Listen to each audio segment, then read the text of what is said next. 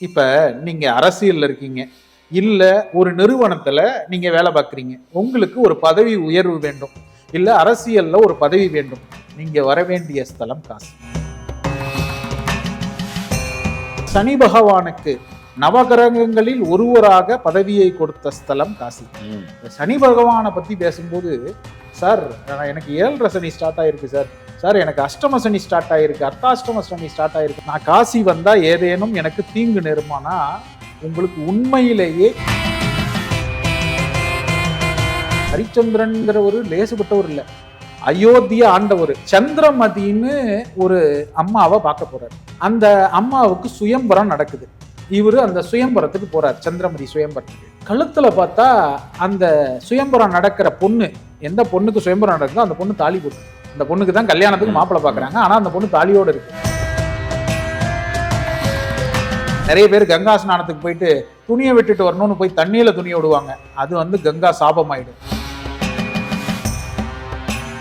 சனி பகவான் கஷ்டத்தை கொடுக்கிற கடவுள் இல்ல, நீதியின் நாயகன். நம்ம செஞ்ச தப்புக்குண்டான தண்டனைய வலுவா கொடுத்துக்கிட்டே இருக்காரு. அப்படின்னா நாம அந்த தண்டனையின் தீவிரம் குறைப்பதற்கு செல்ல வேண்டிய ஆலயம் காசி விஸ்வநாதர் ஆலயம்.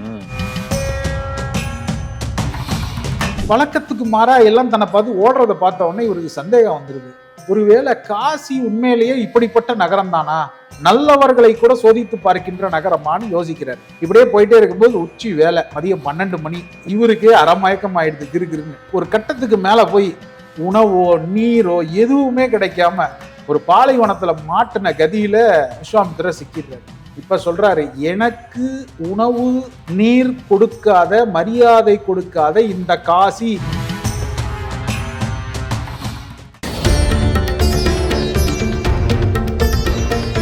குருஜி மகாவிஷ்ணுவுடன் நேரடி சந்திப்பு ஜூன் 1 முதல் 15 வரை சேலம், திருச்சி, மதுரையில் நேரடி தொடு தீட்சை, ஆன்மீகம் மற்றும் பொருளாதார முன்னேற்றம் பெறுங்கள். மற்றும் ஜூன் 28 சென்னை மாடம்பாக்கத்தில் பிரம்மாண்ட மகா சத்சங்கம், சக்தி வாய்ந்த தியானம் மற்றும் நயன தீட்சை. குருஜி மகாவிஷ்ணுவின் நேரடி ஆசீர்வாதத்துடன் உங்கள் தொழில் மற்றும் ஆன்மீக வாழ்வை அழகாக்குங்கள். வாய்ப்பை தவறவிடாதீர்கள். உடனே முன்பதிவு செய்யுங்கள். நீங்க ஒரு கோயிலுக்கு போறீங்க, அம்பாள் கோயிலுக்கு, எங்க இது சக்தி பீடம் அப்படிங்கிறாங்க. அப்பனா நீங்க என்ன முடிவு பண்ணிக்கணும்னா, அம்பாளினுடைய அவயங்களில் ஒன்று இங்கே விழுந்திருக்கிறதுன்னு நீங்க முடிவு பண்ணிக்கணும்.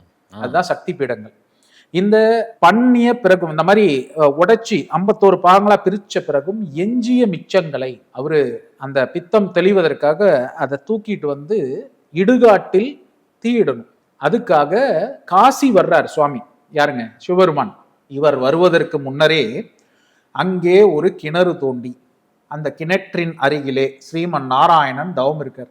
ஏன்னா ஸ்ரீமன் நாராயணன் அனைத்தும் அறிந்தவர், சிவபெருமானும் அனைத்தும் அறிந்தவர். ஆனா அவர் சித்து கலங்கிய நிலையில் பித்தம் பிடித்து இருக்கிறார். ஆனா இவருக்கு தெரியும் பின்னால என்ன நடக்க போகுதுன்னு. இவரு தவம் பண்ணிட்டு இருக்கார். அந்த இடத்திலே அம்பாளின் காதில் அந்த பிரணவம், அந்த மந்திரத்தை ஓதிதான் அவர் எரிக்கணும். சிவபெருமான் ஓத போகும்போதுதான் கவனிக்கிறார், அம்பாளினுடைய காது பகுதியிலே குண்டலம் இல்லை. என்னடா காதுல இருக்கிற அந்த காதணி இல்லையே அப்படின்னு பக்கத்துல திரும்பி பார்த்தா ஸ்ரீமன் நாராயணன் அமர்ந்து தவம் பண்ணிட்டு இருக்காரு. ஸ்ரீமன் நாராயணன், நீங்க ஏதாவது இந்த காதில் இருந்த மணியை பார்த்தீங்களா? எவ்வளவு ஒரு கணவன் எவ்வளவு வருத்தத்துடன் இருக்கின்ற காலம். இந்த காதுல இருக்கிற இந்த காதணியை நீங்க பாத்தீங்களா? அம்பாளுடைய தாட்சாயணியினுடைய காதுல இருக்க காதணியை பாத்தீங்களான்னு ஸ்ரீமன் நாராயணன்ட்ட கேட்க, ஸ்ரீமன் நாராயணன் சொல்றாரு, இந்த வேத கிணற்றில், இந்த கிணற்றுல பாருங்க, இது முழுக்க வேதங்களாலும் எல்லா புண்ணியங்களாலும் நிறைந்த புண்ணிய கிணறு. இதுல எட்டி பாருங்க, கிடைச்சாலும் கிடைக்குங்கிறார். சிவபெருமான் அந்த கிணத்துல எட்டி பார்க்கும் பொழுது தவறி அவருடைய கழுத்தில் இருந்த மணி விழுகிறது. உள்ளே ஏற்கனவே கிடந்த அம்பாளின் காதணியும் சிவபெருமானின் கழுத்தில் கிடந்த மணியும் ஒன்றோடு ஒன்று உரசும் பொழுது ஒரு பேரொளி ஏற்படுகிறது. அந்த ஒளியிலிருந்து ஒரு லிங்கம் தோன்றுகிறது. அந்த லிங்கத்தை சேகரித்து ஸ்ரீமன் நாராயணன் ஒரு கோயிலை ஸ்தாபிக்கிறார். அதுதான் விஸ்வநாதர் கோயில். அவர் அந்த லிங்கத்தை பெறும் முன் அந்த லிங்கம் ஈசன், அதாவது அந்த ஈசன் மிகப்பெரிய பேரொளியாக திருமாலுக்கு காட்சி தருகிறார். தன்னுடைய விஸ்வரூபத்தை காட்டுகிறார் சிவபெருமான். அதனால் தான் ஜோதி வடிவத்திலே இருந்து லிங்கமாக மாறி பேரொளியாய் இருந்தவர் விஸ்வரூபத்தை காட்டிய இடமாதலால் அந்த ஸ்தலத்தில் இருக்கின்ற நாதர் பெயர் விஸ்வநாதர். விஸ்வநாதர் சாதாரண ஆள் இல்ல, ஸ்ரீமன் நாராயணனுக்கே விஸ்வரூபத்தை காட்டியவர், காக்கின்ற கடவுளுக்கே விஸ்வரூபத்தை காட்டினவர் அந்த ஸ்தலம் அது. அதனால தான் அந்த லிங்கம் ஜோதிர்லிங்கம். 12 ஜோதிர்லிங்கங்க. இந்த ஜோதிர்லிங்கத்துக்கு இடையில ஒரு தகவல் சொல்றேன். நிறைய பேருக்கு ஜோதிர்லிங்கம் மகா ஜோதிர்லிங்கம் வித்தியாசம் தெரியல. ஜோதிர்லிங்கம் 56, மகா ஜோதிர்லிங்கம் 12. இந்த வித்தியாசம் நிறைய பேருக்கு தெரியல. இதுக்கு ஒரு உதாரணம் சொல்றேன். உடனே நிறைய பேர் கமெண்ட் போடுவாங்க, ஐயா தப்பா விளக்கம் சொல்றாரு, 12 தான் ஜோதிர்லிங்கம். 12 ஜோதிர்லிங்கங்களை மகா ஜோதிர்லிங்கங்கன்னு அழைக்கிறோம். ஏன் அப்படின்னா, மகாராஷ்டிரால ஜோதிர்லிங்கம் எத்தனைன்னு கேட்டீங்கன்னா 5, மகா ஜோதிர்லிங்கம் எத்தனைன்னு கேட்டீங்கன்னா 3. பொதுவாகவே நீங்க மகாராஷ்டிரால எத்தனை ஜோதிர்லிங்கம்னு கேட்டு பாருங்களேன். பொதுவா மக்கள் சொல்லுவாங்க 5 ஜோதிர்லிங்கம். எது எதுன்னு கேட்டு பாருங்க. பீமாசங்கர், திரியம்பகேஸ்வர், கிருஷ்ணேஸ்வர், அவுண்டா நாகநாத், பரளி வைத்தியநாத். இந்த 5ல பீமாசங்கர், கிருஷ்ணேஸ்வர், திரியம்பகேஸ்வர் இது 3 தான் மகா ஜோதிர்லிங்கம். இந்த 12 வரிசையில வர்றது. அவுண்டா நாகநாத்தும் பரளி வைத்தியநாத்தும் 56 வரிசையில வர்றது. உங்களுக்கு இதை விட சுலபமா என்னால விளக்குறதுக்கு. சோ இதுல காசி மகா ஜோதிர்லிங்கங்களில் தலையாயது. ஏன்னா ஈசன் விஸ்வரூபம் காட்டிய ஸ்தலத்தில் அந்த விஸ்வரூபமே லிங்கமா இருக்கு. அதனால காசி ஒளியின் நகரம்னு அழைக்கப்படுது. ஏன்னா சிவபெருமான் ஒளி ஜோதி ரூபத்துல தானே ஸ்ரீமன் நாராயணன் காட்சி தந்தார். இது மட்டும் இல்லைங்க, சூரியனுடைய புத்திரர்களான யமனும் சனியும் பதவி பெற்ற ஸ்தலம் காசி. இப்ப நீங்க அரசியல்ல இருக்கீங்க, இல்ல ஒரு நிறுவனத்துல நீங்க வேலை பார்க்குறீங்க, உங்களுக்கு ஒரு பதவி உயர்வு வேண்டும், இல்ல அரசியல்ல ஒரு பதவி வேண்டும், நீங்க வர வேண்டிய ஸ்தலம் காசி. சூரியனுடைய புத்திரர்களுக்கே பதவி கொடுத்த ஸ்தலத்தில் சூரியன் ஸ்ட்ராங்கா இருந்தா தானே உங்களுக்கு அரசு பதவி கிடைக்கும் ஜாதகத்துல. அப்ப நீங்க வர வேண்டிய இடம் காசி. யமனுக்கு தெற்கு பக்கத்து லோகத்தின் நாயகனாக நீங்கள் பிறப்பு இறப்பு நீங்கள் நீதிமானாக இருக்க கடவீர்கள்னு உங்களுக்கு பதவி, யம தர்மனுக்கு பதவி கொடுத்த ஸ்தலம் சிவபெருமான் காசியில வீற்றிருக்கின்ற ஸ்தலமான விஸ்வநாதர் ஸ்தலம். அதே மாதிரி சனி பகவானுக்கு நவகிரகங்களில் ஒருவராக பதவியை கொடுத்த ஸ்தலம் காசி. சனி பகவானை பத்தி பேசும்போது, சார் எனக்கு 7.5 சனி ஸ்டார்ட் ஆயிருக்கு சார், சார் எனக்கு அஷ்டம சனி ஸ்டார்ட் ஆயிருக்கு, அர்த்தாஷ்டம சனி ஸ்டார்ட் ஆயிருக்கு, நான் காசி வந்தா ஏதாவது எனக்கு ரிவர்ஸ் பண்ணி விட்டுருமா? அதாவது சனி தசை சனி புத்தி நடக்குது, அதான் சனி தசை நடந்துகிட்டு இருக்கு எனக்கு. அது டபுள் பவர், டபுள் பேரல் கன் மாதிரி. ஆமா, சனி திசை சனி புத்தி நடக்குது, நான் காசி வந்தா ஏதேனும் எனக்கு தீங்கு நேருமானா, உங்களுக்கு உண்மையிலேயே தீங்கை குறைப்பதற்கான வழி காசி வரணும். ஏன்னாங்க உங்களுக்கு தெரியும், ஹரிச்சந்திர புராணம்னு நம்மலாம் சின்ன வயசுல நாடகம் பார்த்திருப்போம். இந்த ஹரிச்சந்திரனுக்கே சனியினுடைய தீவிரத்தை குறைத்து மீண்டும் பதவி வழங்கி மோட்சம் கொடுத்த ஸ்தலம் காசி. ஹரிச்சந்திரன்கிற ஒரு லேசுபட்டவர் இல்லை, அயோத்தியா ஆண்டவர். இந்த சூரியகுல வம்சம்னு நம்ம பேசிட்டு இருந்தோம் இல்லைங்களா, சமரன்ல இருந்து ராமர் வரைக்கும், இதுக்கு நடுவுல வர்றவர் தான் ஹரிச்சந்திரன். சந்திரமதின்னு ஒரு அம்மாவை பார்க்க போறார். அந்த அம்மாவுக்கு சுயம்பரம் நடக்குது. இவரு அந்த சுயம்பரத்துக்கு போறார், சந்திரமதி சுயம்பரத்துக்கு. கழுத்துல பார்த்தா அந்த சுயம்பரம் நடக்கிற பொண்ணு, எந்த பொண்ணுக்கு சுயம்பரம் நடக்குதோ அந்த பொண்ணு தாலி போட்டுருக்கு. எப்படிங்க, அந்த பொண்ணுக்கு தான் கல்யாணத்துக்கு மாப்பிள்ளை பாக்குறாங்க, ஆனா அந்த பொண்ணு தாலியோட இருக்கு. பார்த்து அவங்க அப்பா அம்மாவை பார்த்து கேட்கிறாரு, என்னங்க நீங்க சுயம்பரம் நடத்துறீங்க, ஆனா குழந்தை தாலி போட்டிருக்கேன், அந்த பொண்ணு தாலி போட்டிருக்கேங்கிறாரு. அப்போதான் அவங்களுக்கு தெரியுது, நீங்க தாங்க மாப்பிள்ளைங்கிறாங்க. இவருக்கு ஒண்ணுமே புரியல, எதை வச்சு என்ன தேர்ந்தெடுத்தீங்கிறாரு. இந்த பெண் பிறந்த குழந்தையாக இருக்கும் பொழுதே தாலியோட பிறந்தவன். சந்திரமதி குழந்தையா பிறக்கும் போதே, அம்மா வயிற்றுல இருந்து வெளிவரும் போதே தாலியோட வந்தவன். இந்த தாலி யாரு கண்ணுக்கு தெரியும்னா, யார் அவளுடைய மணாளனோ அவர் கண்ணுக்கு மட்டும்தான் தெரியும். உங்க கண்ணுக்கு இந்த சுயம்பரத்துல தெரிஞ்சிருக்கு, அதனால நீங்கள் தான் அவரை அடைய போகின்ற கணவன். அப்படிதான் ஹரிச்சந்திரருக்கும் சந்திரமதிக்கும் திருமணம் நடக்குதுங்க. அவருக்கு எவ்வளவு பெரிய துன்பம் பாருங்க. ஒரு நடக்குது. இதன் பிறகு வியாச மகரிஷி இந்த ஹரிச்சந்திரனுடைய உண்மையும் நேர்மை தன்மையும் பற்றி இந்திரலோகத்தில் பெருமையா பேசுறாரு. இவர் பேசின உடனே விஸ்வாமித்திரரால ஏத்துக்கவே முடியல. நான் செக் பண்ணாம ஒன்னையும் பண்ண மாட்டேன், இந்த விஸ்வாமித்திரர் பண்ண இன்னொரு செக்கிங்கை பத்தி அடுத்தது சொல்றேன், நான் செக் பண்ணாம எதையும் பண்ண மாட்டேன்னு நேரா ஹரிச்சந்திரன் அவைக்கு கிளம்பி வந்துடுறாரு. ஹரிச்சந்திரன்ட்ட, எப்ப ஹரிச்சந்திரா நீ சொன்ன சொல் நிறைவேற்றியாமே? ஆமா, நான் சொன்ன சொல் வாக்கு தவற மாட்டேன்.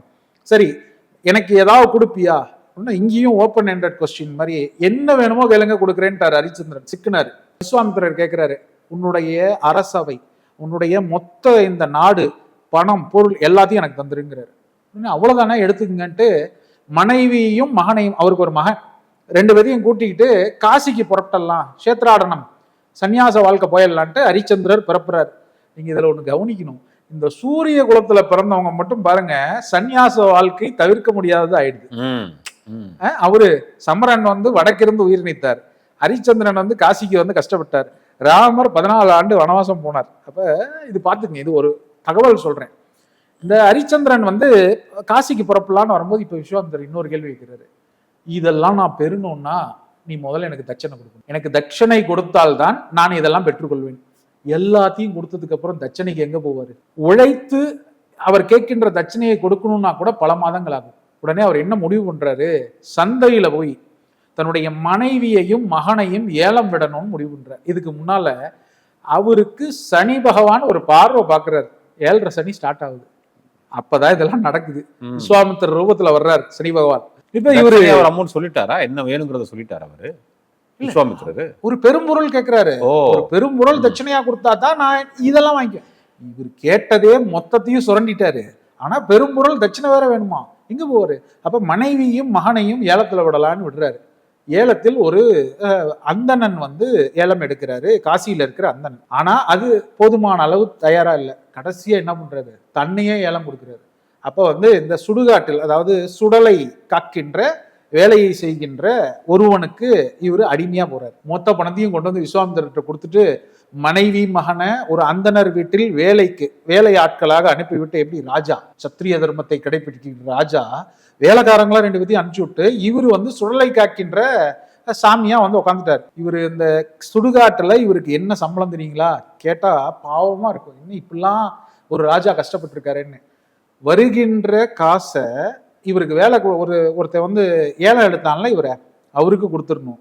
வாக்கரிசி போடுவாங்க இல்லையா, அந்த அரிசியை எடுத்துதான் இவரு சமைச்சு சாப்பிடணும். அந்த கோடி துணி இருக்கு இல்லையா, அவங்களுக்கு சுத்தி வர்ற கோடி துணி, பிணத்தை சுத்தி வர்றது, அதை தான் இவர் உடுத்திக்கணும். எவ்வளவு கஷ்டம் பாருங்க. சனி பகவான் கிட்ட இருந்து மட்டும், அவரோட அந்த பார்வையில இருந்து மட்டும் ஒருத்தன் தப்பிக்கணும்னா மகா கஷ்டம். அவ்வளவு பெரிய ராஜாவையே தெருவுல கூட இல்ல, சுடுகாட்டுல கொண்டு வந்து விட்டுட்டாரு. அவ்வளவு கஷ்டம், அவ்வளவு கஷ்டம். இப்ப அந்த அந்தனர் வீட்டிலே பூஜைக்கு பூ பறிப்பதற்காக அந்த சந்திரமதி ஹரிச்சந்திரனுடைய மகன் போறான், 9 வயசு பாலகன். அவனை வந்து பாம்பு அரவம் தீண்டி விடுகிறது. அவனுடைய பிணத்தை எரிப்பதற்கு கூட சந்திரமதிக்கு வழி இல்லை, யாருமே உதவி கிடையாது, தெரியாத ஊர். அந்த பிணத்தை தூக்கிட்டு நேரா சுடுகாட்டு போயிடுறான், யார்கிட்டையும் உதவி கேட்கல. சுடுகாட்டுல போய் இங்க ஒருத்தன் எரிச்சிட்டு இருக்கான், அந்த சுடலை காக்கின்ற அந்த காவல்காரன் எரிச்சிட்டு இருக்கான். ஐயா, இந்த பிணத்தை எப்படியா எரிச்சு கொடுத்துருங்க, என்னுடைய மகன் பாம்பு தீண்டி இறந்து விட்டான். காசி வந்துங்க இந்த இடத்துல இடைச்சர்களா ஒரு தகவல் சொல்றேன். நிறைய நீங்க பார்த்திருப்பீங்க வீடியோ, காசியில வந்து பாதி எரித்து நீர்ல விட்டுருவாங்க. ஆமா, அப்படின்னு சொல்லுவாங்க.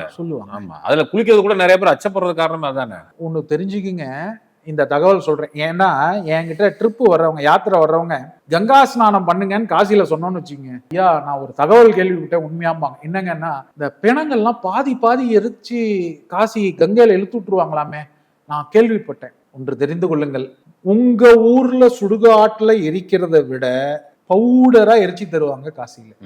மிஷின்ல வர்றதை விட அழகா பண்ணி, மிஷின்ல வர்றதை விட பவுடரா எரிச்சு தருவாங்க, அங்கேயே கரைச்சிடலாம், அந்த மாதிரி எரிப்பாங்க காசியில. இந்த தண்ணியில விடுற வேலை, இந்த பாதி எரிச்சு விடுற வேலை, அகோரிகள் வந்து அதை சாப்பிடுவாங்க. அதெல்லாம் முதல்ல அந்த விஷயங்களை பற்றி இந்த மாதிரி தெரியாமல் பேசுவதே பாவம், காசி சாபமாயிடும். அப்ப நாம வந்து முதல்ல உண்மையை தெரிஞ்சுக்கணும். நான் இது அதுக்காக தான் இதை வாலண்டியரா இதை நடுவில் நான் சொல்றேன். என்ன அப்படின்னா, எல்லா உடல்களையும் எரிப்பதற்கு தகுதி உண்டு காசியில. ஒரு 5 விதமான உடல்கள் மட்டும் எரிப்பதற்கு அனுமதி கிடையாது. அரவம் தீண்டி இறந்தவர்கள், பாம்பு கடிச்சு இறந்தவங்க, அம்மை நோய் வார்த்து இறந்தவர்கள், சாது சந்நியாசிகள், கர்ப்பிணி பெண்கள், குழந்தைகள், இவங்கெல்லாம் இறந்தாங்கன்னா காசியில எரிக்க மாட்டாங்க. இவங்களை எல்லாத்தையும் ப்ராப்பரா துணி சுத்தி ஃபுல்லா, அந்த ஈஜிப்டியன் மம்மி இருக்கு இல்லையா, அந்த மாதிரி பேக் பண்ணி கயிறு கட்டி ஒரு 100 கிலோ 200 கிலோ பாறாங்கல்ல கட்டி, காசி ஊரிலிருந்து ஒரு 45 கிலோமீட்டர் போட்ல போய் ஆழம் அதிகமாக இருக்கிற இடத்துல போட்டுருவாங்க. இது என்ன கான்செப்ட்னா, இங்க அம்பாளின் காதிலே எப்படி மந்திரத்தை ஈசன் ஓதினாரோ ராம மந்திரத்தை, அந்த மாதிரி திருமால் மீன் வடிவத்திலே வந்து அந்த உடல்களை தின்று மோட்சம் அளிப்பதாக ஐதீகம். இது மட்டும்தாங்க கங்கையில நடக்கிறது. அதுவும் இன்னைக்கு இருக்கிற கவர்மெண்ட் ஃபுல்லா கண்ட்ரோல் பண்ணிட்டாங்க. கங்கை எக்காரணத்தை கொண்டும் அசுத்தப்படுத்தப்படக்கூடாதுங்கிறதுல இன்னைக்கு இருக்கிற கவர்மெண்ட் ரொம்ப ப்ராப்பரான ஸ்டெப்ஸ் எடுத்திருக்காங்க. இதுக்கு முன்னால் இருந்தவங்களும் எடுத்தாங்க, இல்லைன்னு சொல்ல. ஆனா இவர்கள் ரொம்ப பியூர் கங்காங்கிற கான்செப்ட்ல போயிட்டு இருக்காங்க. சுத்தப்படுத்துவதெல்லாம் நம்ம கண் முன்னாலேயே நடந்துட்டு இருக்கு. அதே மாதிரி நிறைய பேர் கங்கா ஸ்நானத்துக்கு போயிட்டு துணியை விட்டுட்டு வரணும்னு போய் தண்ணியில துணியை விடுவாங்க. அது கங்கா சாபமாயிடும்.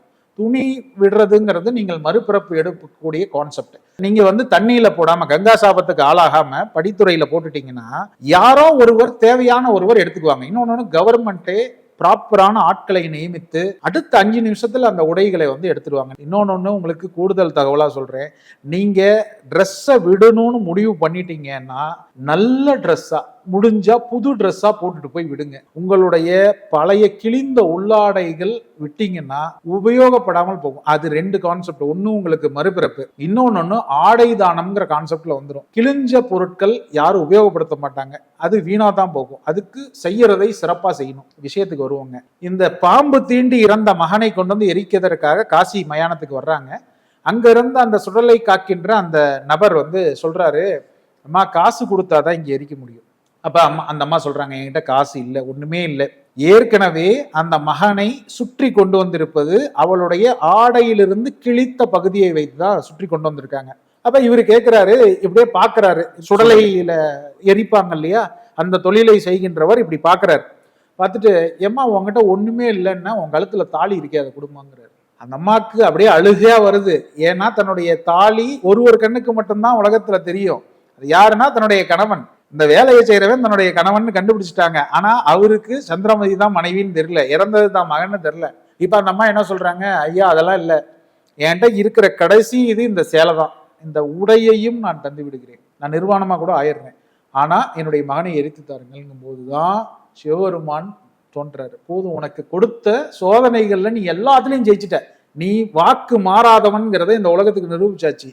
சனி பகவானுடைய தொல்லைகள் இத்துடன் உனக்கு நிறைவடைந்தது, உனக்கு மோட்சம்னு சொல்லி 3 பேருக்கு மோட்சம் கொடுக்குறாங்க. இப்ப ஹரிச்சந்திர மகாராஜா என்ன பண்றாருன்னா, எனக்கு மோட்சம் வேண்டாம், எனக்கு மோட்சம் கொடுக்குறீங்கன்னா என்னுடைய நாட்டு மக்கள் அனைவருக்கும் மோட்சம் கொடுங்க.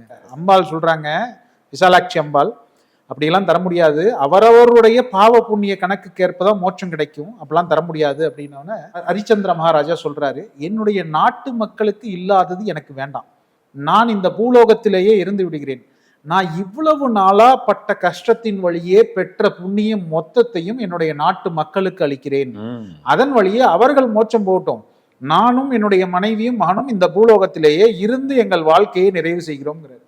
இதுக்கு மேலையும் உன்னை விட்டா சும்மா இருக்க மாட்டேன்ட்டு உனக்கு கட்டாய மோட்சம்னு சிவபெருமான் கொடுத்துட்டார். இந்த கதையிலிருந்து நாம் அறிந்து கொள்ள வேண்டிய பாடம் என்ன அப்படின்னா, சனி பகவான் உங்கள் வாழ்க்கையில் மிகப்பெரிய கஷ்டத்தை, சனி பகவான் கஷ்டத்தை கொடுக்கிற கடவுள் இல்லை, நீதியின் நாயகன். நம்ம செஞ்ச தப்புக்குண்டான தண்டனைய வலுவா கொடுத்துக்கிட்டே இருக்காரு. அப்படின்னா நாம அந்த தண்டனையின் தீவிரம் குறைப்பதற்கு செல்ல வேண்டிய ஆலயம் காசி விஸ்வநாதர் ஆலயம். இந்த விஸ்வாமித்திரரை பத்தி சொன்னேன், இவர் எதுனாலும் சோதனை செஞ்சு பார்த்துதான் இவர் முடிவு பண்ணுவாருன்ட்டு. 2வது சோதனை என்ன தெரியுமா, அவரே சோதனை வைத்து கொண்ட சோதனை. இந்த நம்ம சொல்லுவோம்ல, சொந்த செலவுல சூனியம் வச்சுக்கிறதுன்ட்டு, அந்த வேலையை பார்த்தாரு. என்னன்னா, ஒரு நாள் விஸ்வாமித்திரர் குருகுலத்துல உட்கார்ந்துருக்கார். ஒரு மாணவன் கேட்கிறான், ஐயா அந்த மாதிரி காசி நகரத்துல அன்னபூரணின்னு சொல்லி இருக்காங்களாம், அவங்க கஷேத்திரத்துக்கு போனா நித்திய அன்னதானம் நடக்குதாமே, உண்மையான்னு கேட்கிறேன். விஸ்வாமித்திரர் சொல்றாரு, சோதிச்சு பார்க்காம நான் சொல்ல மாட்டேன், நான் காசி போனதில்லை, நான் காசிக்கு போய் சோதித்து பார்த்து விட்டு சொல்கிறேன்னு சோதனை செய்வதற்காக நம்ம மாதிரி ஒரு பக்தி யாத்திரையை உண்டு பண்ணி, இன்னைக்கு ஐவின்னு சொல்றோம்ல சார், இண்டஸ்ட்ரியல் விசிட், அந்த மாதிரி அவர் டெம்பிள் விசிட் தன்னுடைய டிவி குருகுலத்தோட கிளம்பி வர்றார். காசியில் நுழைந்த மாத்திரத்தில் இவருடைய படையை, இந்த குருகுல படையை கண்ட மாத்திரத்தில் எல்லாம் கதவை சாத்திட்டு ஓடுறாங்க. அவங்களுக்கு ஏதோ ஒரு திருட்டு கும்பல் பூந்துருச்சுங்கிற மாதிரி தோணுது. ஆனா இவர் காவிய உடை அணிந்து குருகுல வாச மக்களோடு வர்றாரு. இது வழக்கத்துக்கு மாறா எல்லாம் தன்னை பார்த்து ஓடுறத பார்த்த உடனே இவருக்கு சந்தேகம் வந்துருது. ஒருவேளை காசி உண்மையிலேயே இப்படிப்பட்ட நகரம் தானா, நல்லவர்களை கூட சோதித்து பார்க்கின்ற நகரமானு யோசிக்கிறார். இப்படியே போயிட்டே இருக்கும்போது உச்சி வேலை, மதியம் 12 மணி, வந்த களைப்பு, எல்லா மாணவர்கள் சின்ன பசங்க எல்லாத்துக்கும் மயக்கம் வர்ற சூழல், இவருக்கு அறமயக்கம் ஆயிடுது கிருகிருன்னு. உடனே ஒரு கட்டத்துக்கு மேல போய் உணவோ நீரோ எதுவுமே கிடைக்காம ஒரு பாலைவனத்துல மாட்டின கதியில விஸ்வாமித்திரர் சிக்கிறார். இப்ப சொல்றாரு, எனக்கு உணவு நீர் கொடுக்காத, மரியாதை கொடுக்காத இந்த காசி அப்படின்னு தொடங்குறார். சபிக்க போறார். அந்த நேரத்துல உங்களுக்கு வேண்டிய உணவு அறுசுவையில் தயாராக இருக்கிறது, எங்கள் வீட்டிற்கு வாருங்கள்னு தேனினும் இனிய ஒரு பெண்ணின் குரல் கேட்குது. அந்த குரலுக்கு மந்திரத்தில் கட்டுண்ட மாதிரி அந்த பெண் பின்னாலேயே போறார். குருகுலம் மொத்தமும் போகுது. அவங்க வீட்டுல உட்காடுறாங்க. இலையில அறுசுவை உணவு பரிமாறப்படுது. ஐயா, என்னைக்குமேங்க ஐயா, பசிங்கிறது ஒண்ணு வந்துருச்சுன்னா உங்களுக்கு 5 புலன்களும் செயலிழந்து போயிடும். பழைய சோறே பாயாசம் மாதிரி இருக்கும். செவிக்கு உணவில்லாத பொழுது சிறிது வயிற்றுக்கும் வியப்படும். ஆனா பசி வந்துருச்சுன்னா செவிக்கு உணவே கொடுத்தாலும் உங்களுக்கு மயங்கிரும். இவருக்கு எல்லாமே 5 புலன்களும் செயலற்று போச்சு. ஏறக்குறைய அரை மயக்கத்தில் தானே போறாரு. போய் அறுசுவை உணவை பார்த்த உடனே எல்லாரும் அந்த விரதம் முடித்து விட்டு வேக வேகமா சாப்பிட்றாங்க. இவருக்கு பாதி வயிறு நிரம்பியவுடன் 5 புலன்களும் விழித்துக் கொள்கிறது. எல்லோரும் கதவை சாத்தி விட்டு ஓடிய இடத்திலே தனக்கு ஒரு பெண் அறுசுவை உணவு தருகிறாள் என்றால் அவள் யார்? இப்படி நிமிர்ந்து அந்த பெண்ணோட முகத்தை பார்க்கறாங்க.